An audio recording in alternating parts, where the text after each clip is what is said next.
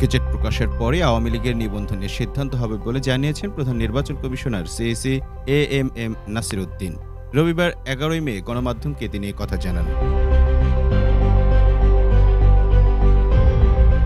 CEC বলেন, gazette প্রকাশ হলে আমরা নির্বাচন কমিশন বিষয়টি নিয়ে আলোচনায় বসব। কমিশনের আলোচনার পরই সিদ্ধান্ত নেওয়া হবে। কারণ আমাদের বর্তমান বাংলাদেশের স্পিরিট বুঝে সিদ্ধান্ত নিতে হবে। যদি কাল গেজেট হয় তাহলে কালই সিদ্ধান্ত নেওয়া যাবে।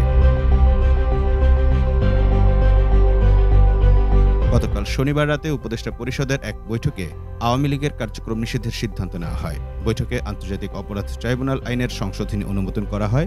সংশোধনী অনুযায়ী আন্তর্জাতিক অপরাধ ট্রাইব্যুনাল কোনো রাজনৈতিক দল, তার অঙ্গ সংগঠন বা সমর্থক গোষ্ঠীকে শাস্তি দিতে পারবে। এই সংশোধনীর আওতায় আওয়ামী লীগের কার্যক্রম নিষিদ্ধ করা হয়।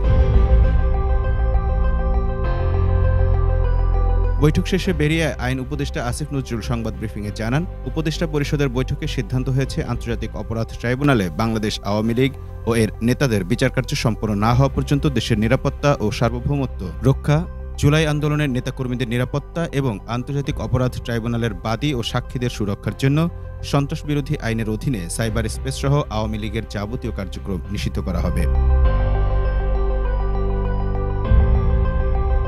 আসিফ নজরুল আরও বলেন, এ বিষয়ে প্রয়োজনীয় পরিপত্র পরবর্তী কর্মদিবসে জারি করা হবে।